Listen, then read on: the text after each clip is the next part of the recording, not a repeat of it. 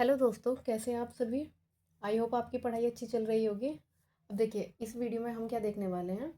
आज हम solid states को, जो कॉन्सेप्ट वाली वीडियो है, उसको हम कंप्लीट कर देंगे इन लेक्चर्स को। ठीक है, तो इसमें हम देखते हैं density. Density of unit cell. Unit cell एक डायरेक्ट फॉर्मूला ध्यान रखेंगे डेंसिटी का। Rho is equals to Z into molar mass upon Avogadro number and A cube. A cube क्या होता है? वॉल्यूम। देखिए, डेंसिटी होता है मास अपॉन वॉल्यूम।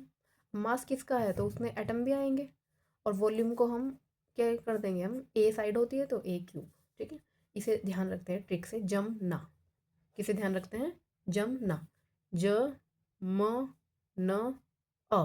ठीक है, इससे और दोनों आ गए ना, जम ना। जम ना, ज से ज, म न अ। ठीक है, क्यूब हम ध्यान रख लेंगे। देखिए, एक टॉपिक इसमें आता है imperfection in solid. Imperfection in solid. अब इम्परफेक्शन में क्या होता है, कुछ डिफेक्ट्स आते हैं, जिसे हमने 12th क्लास में पढ़ा है ना, बिंदु दोष करके। अब देखिए, इम्पोर्टेंट दो ही है, दो को ध्यान रख लेते हैं। एक तो हमारा शॉर्टकी दोष होता है, एक हमारा फ्रैंकेल दोष होता है। देखिए, इसमें हम सबसे पहले देखते हैं शॉर्टकी दोष को। शॉर्टकी दोष, SCH, शॉर्टकी डिफेक्ट। ठीक है, देखिए, जितने भी ये डिफेक्ट होते हैं ये हमारे आयनिक सॉलिड्स में होते हैं। जैसे हमने मान लिया AgBr, तो इसमें क्या होगा, देखिए Ag plus Br minus, Ag plus Br minus, Ag plus Br minus, ऐसे करके होता है। एक प्लस एक में, एक कैटायन एक एनायन। देखिए, यूजुअली क्या होता है, एनायन का साइज बड़ा होता है एज कम्पेयर टू कैटायन। इसमें क्या होगा, शॉर्ट की डिफेक्ट में हम plus minus plus minus plus ऐसे दिखा देते हैं, प्लस। ऐसे ही यहाँ पे भी। देखिए, अब इसमें पता है क्या होगा, इसमें हमारा एक कैटायन और एक एनायन दोनों बाहर चले जाएंगे।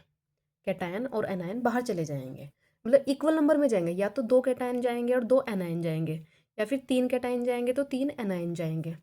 जैसे हम मान लेते हैं, हम एक एक मान लेते हैं, एक कैटायन बाहर निकला और एक हमारा एनायन क्या हुआ, बाहर निकल गया। तो अब जैसी ये स्ट्रक्चर थी उससे तो थोड़ा चेंज हो जाएगी ना, तो इस वजह से हम इसको कहते हैं, इसमें कुछ दोष आ गया जिसकी वजह से इसका नाम रखा हुआ है शॉर्ट की डिफेक्ट। अब देखिए, इसमें कुछ इंपॉर्टेंट पॉइंट है। अब देखिए, एक तो नेगेटिव बाहर जा रहा है और एक पॉजिटिव बाहर जा रहा है, इक्वल नंबर में जा रहे हैं, तो जिसकी वजह से इस यूनिट सेल की जो न्यूट्रलिटी है, उदासीनता है, वो बनी रहेगी। जितने पॉजिटिव है उतने ही अभी भी नेगेटिव है, तो जिसकी वजह से हम कहते हैं कि इसकी क्या है, न्यूट्रलिटी बनी रहती है। और इसमें एक और चीज़, कोई चीज़ बाहर चली गई है तो जितनी डेंसिटी पहले थी, क्या अभी भी उतनी ही डेंसिटी होगी? तो नो, डेंसिटी क्या हो जाएगी, डिक्रीज करेगी। डेंसिटी हमारी डिक्रीज करेगी, एंड जो न्यूट्रलिटी है, न्यूट्रलिटी हमारी क्या हो जाएगी, सेम रहेगी। ठीक है, इंपॉर्टेंट पॉइंट है, सीधा पूछ लेते हैं शॉर्ट की डिफेक्ट में क्या होगा, डेंसिटी चेंज करेगी, घटेगी, बढ़ेगी, सेम रहेगी, या क्या होगा। ठीक है, ऐसे करके। अब एक होता है फ्रैंकेल। ये फ्रैंकेल एंड शॉर्ट की इन साइंटिस्ट ने जिन नाम दे रखे हैं उन्हीं के नाम पे है ये।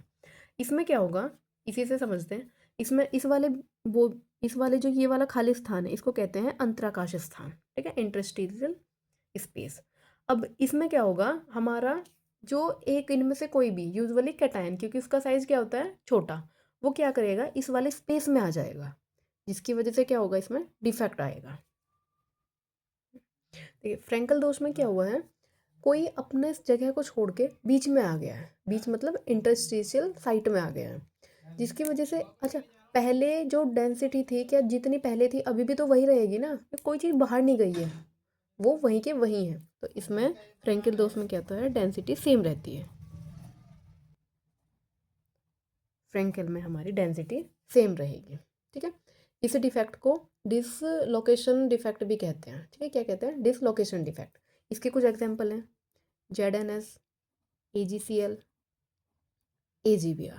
ठीक है, और कुछ इसके हैं NaCl, AgBr। देखिए, दोनों में है, AgBr क्या है, दोनों में है, इसमें शॉर्ट की में भी और फ्रेंकेल में भी KCl, CSCl। कभी कभी इन एग्जाम्पल में से ये पूछ रहे हैं कि ये कौन सा डिफेक्ट शो करता है, ठीक, थोड़ा आइडिया लेके चलेंगे हम। एक होता है मेटल एक्सिस डिफेक्ट, ठीक है, मेटल एक्सिस डिफेक्ट है, इसको भी आप थोड़ा सा पढ़ के चलना। नेक्स्ट आता है conduction, conduction of electricity in metals. देखिए हमने छोटे एग्जाम पढ़ते थे हम, कंडक्टर क्या होता है, इंसुलेटर क्या होता है एंड सेमी कंडक्टर क्या होता है। अब एक रेंज होती है कि अगर हमारा कोई कंडक्टर है तो इसकी जो कंडक्टिविटी होगी वो किसके बीच में होगी, जो कंडक्टिविटी 10⁴ से 10⁷, 10⁴ से 10⁷ ohm inverse and metre inverse, इसके बीच अगर हमारी कंडक्टिविटी है तो हम कहेंगे इसको ये क्या है, ये हमारा कंडक्टर है। इंसुलेटर की किस किस के बीच में होती है, 10⁻20 से 10⁻10 ohm inverse metre inverse. And semi conductor की क्या होगी, इनके बीच में होगी ना अर्धचालक, सेमी कंडक्टर की 10⁻6 to 10⁻+4 ohm inverse metre inverse. इसको डायरेक्ट ध्यान रखना है, क्वेश्चन बनने के चांसेस है, ठीक है। देखिए एक टॉपिक आता है कि परफेक्ट क्रिस्टल या फिर एन टाइप पी टाइप क्या होते हैं। परफेक्ट क्रिस्टल जैसे सिलिकॉन एटम है, अब उसकी वैलेंसी कितने हैं, 4, सारे उसमें 4 वाले हैं। अब क्या होगा, एन टाइप कैसे बनेगा, अगर उसमें कोई पेंटावेलेंट अंदर आ जाए। पेंटावेलेंट क्योंकि देखें अगर हमारे पास 4 वाला है कोई, मान लो कार्बन या सिलिकॉन ही ले लेते हैं हम इसको, इन सब के पास कितना है, 4 4 4 है।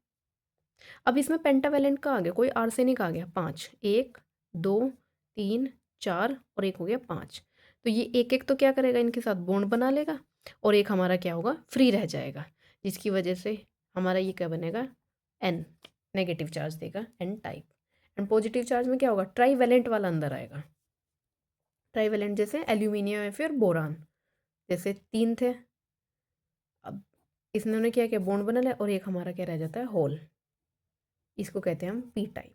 पी मतलब हम पॉजिटिव से ध्यान रख लेते हैं, होल पॉजिटिव, इलेक्ट्रॉन नेगेटिव होते हैं, तो इस तरीके से।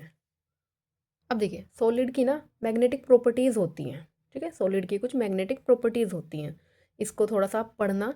कुछ मैं नाम बोल रही हूँ, जैसे पैरामैग्नेटिज्म। देखिए पैरामैग्नेटिज्म वाले कौन से होते हैं, पैरामैग्नेटिक सब्सटेंस वो होते हैं जो हमारे मैग्नेटिक फील्ड से वीकली अट्रैक्ट होते हैं। कैसे, वीकली अट्रैक्ट होते हैं।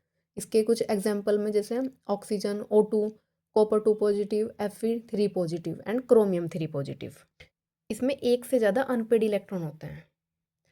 ऐसे एक होता है डायामैग्नेटिज्म, एक होता है फेरोमैग्नेटिज्म, एक होता है एंटी फेरोमैग्नेटिज्म और एक होता है फेरी मैग्नेटिज्म। आपको ये पढ़ के जाना है जरूर, ठीक है। अब देखिए कॉन्सेप्ट वाइज जो हमारी वीडियो थी वो तो हमारी कंप्लीट हो गई। अब हम क्या करेंगे, इसके क्वेश्चंस करेंगे और ये वीडियो आप ध्यान से पढ़ना, फिर हमारे क्वेश्चंस होंगे, इससे कोई भी क्वेश्चन आपका नहीं छूटेगा, ठीक है। तो इस वीडियो में इतना ही, thank you so much for watching.